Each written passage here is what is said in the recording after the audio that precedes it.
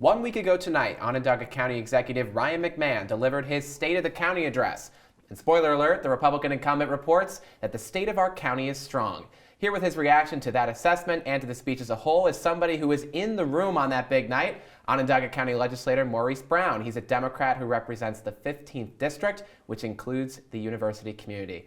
Mo, thank you very much for joining us. I appreciate it. Thank you for having me. Alrighty, I want to begin by getting your reaction to a clip from the big night. He actually references you in this clip, a little shout out for you, right at the top of his State of the County address. So we're going to roll that for you now. Let's see, where can I see it? You're going to be clapping a lot with this speech tonight, legislators. All right, so I just want to take a moment and welcome our newest members of the county legislature. Maurice Brown. Maurice, no live tweeting today. No promises. No promises on that one. You've developed a reputation that precedes you, Mo. At first, I'd ask you, what was your take on that shout out and also on the speech as a whole? On that shout out, I appreciated it. I do appreciate that he shouted out the new legislators. I do have a knack for live tweeting, so that's kind of my thing. I'm a real-time legislator, but overall, mixed bag with the speech. I would be lying if I said that I disagreed with everything he said, but there's some things he embellished and some things that I flat out disagree with.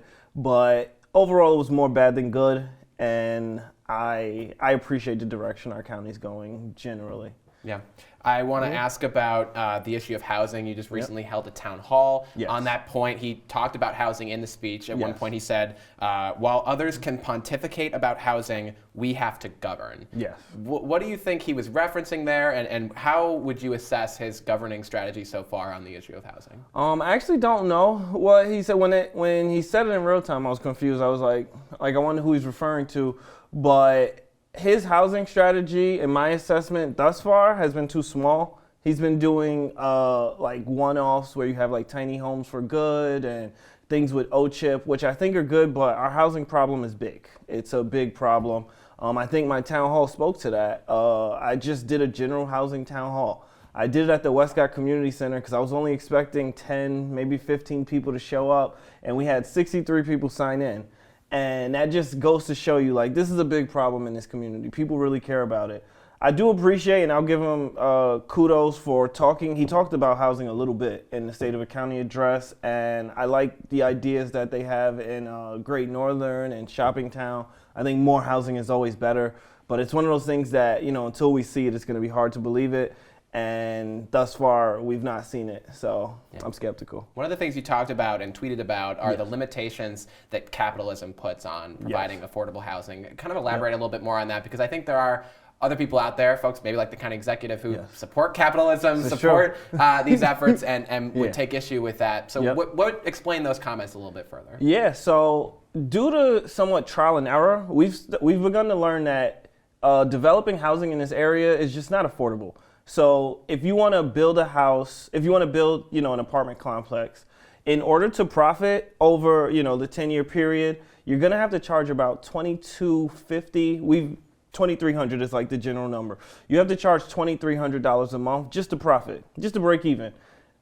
You really can't do that unless that's luxury housing. Like, there's very few people in this region that can afford to pay $2,300 a month. The only way you really can do it is if you get tax credits like LIHTC and things like that to do, you know, affordable housing, low income housing. But developers, what they've done is they just haven't built. I've been a big, you know, critical component of, you know, we have way too much luxury housing. I still think we have too much student housing, and I'm gonna die on that. Student housing at Syracuse University? Student housing. Fascinating.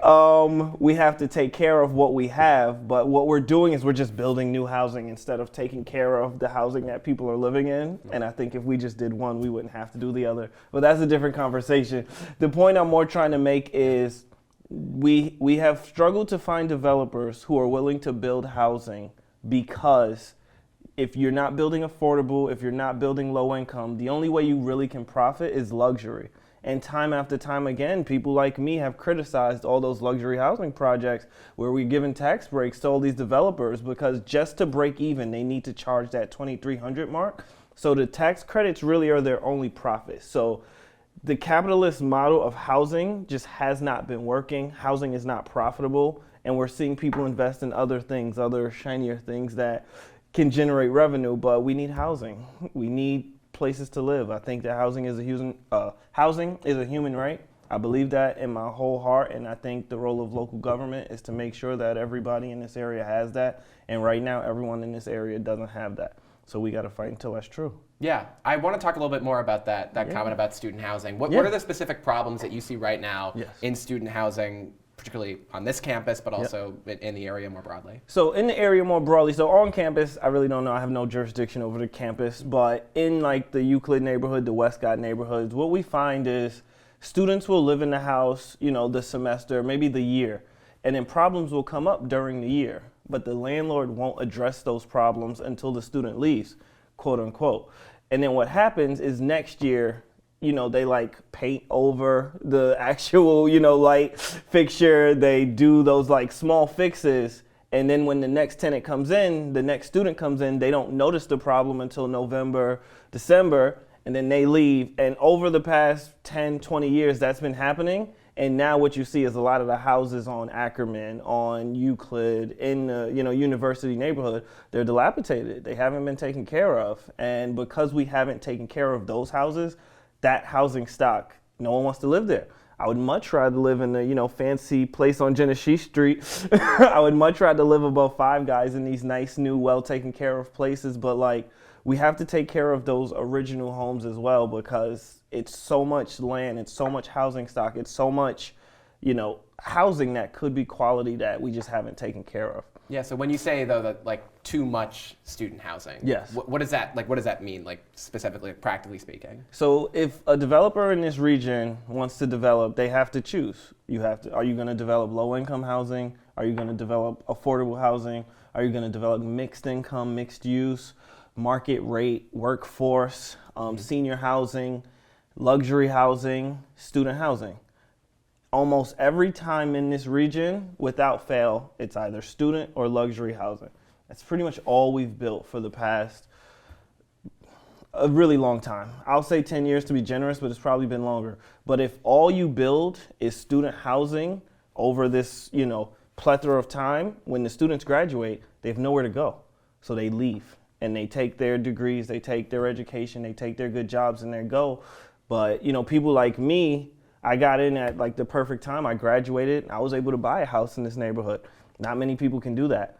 I consider myself one of the lucky ones, but I don't see any reason where, if you wanted to graduate and stay in this community, we should have a house ready for you. But we don't, because all we've built is student housing. And at some point, you won't be a student anymore. This is true. I'm counting down the days. No, I'm just kidding. Let's talk about family and child poverty. It's a serious, very serious issue in the city of Syracuse, in the county more broadly. Yes. What are some of the policy proposals that you've tried to advocate for as a legislator to address that concern? So I'm of the belief that social mobility, poverty, the ability to escape poverty, just the ability to move from a lower class to an upper class is directly tied to transportation and housing. I've said it all throughout my campaign, and I'm going to keep saying it. I think that there's a study, and this is actually a fact at this point, there's a pure causation, like not even a correlation, a causation between your commute time and your ability to escape poverty. The shorter your commute time is, the easier it is for you to escape poverty. And we have people that live in the city of Syracuse, if you don't have a car, just to get to school, in some cases. We got students at OCC where I work that it takes them an hour, hour and a half to get to work, to get to school, let alone get to work. And if you have to get from school to work, it's just too hard to get there, and then you got to pick up your kids, then you got to stop and get groceries, and we just don't have a transportation system in place that can handle someone trying to, deal with all of that. I'm working to build that transportation. I'm not working alone. I do want to thank the county executive for mentioning Bus Rapid Transit. He said it by name. I think that we all need to support that project. I think it's going to be so big. It's going to have frequent service. So right now, Central services many, many areas in the community, but it's infrequent. You have places where like the bus literally comes twice a day. And like, that's not enough, because if you miss that bus, you're not getting another one for 12 hours.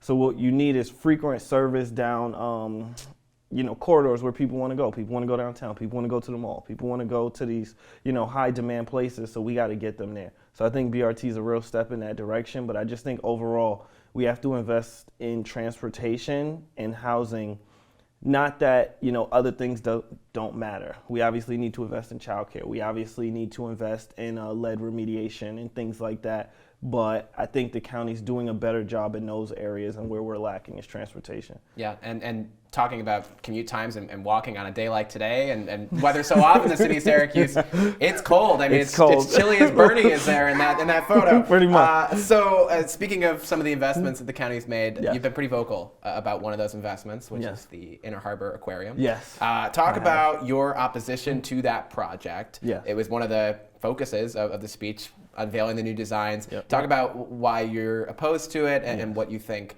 that investment should be going towards instead. So when the investment happened, shortly after the American Rescue Plan Act happened, communities around the country were given large, big 8-9-figure investments into the community from the federal government. What we saw around the country was places they invested in their childcare infrastructure. They invested in their homelessness infrastructure. I wanted to see something like that. I wanted an aquarium-sized investment into housing. If we had taken $90 million and just built housing in the Inner Harbor area instead of the aquarium, that would have been a better return on investment. If we had taken $90 million and used it to fix up the land bank properties in the region, all of the dilapidated homes you'll see in the region, that would have been a better investment.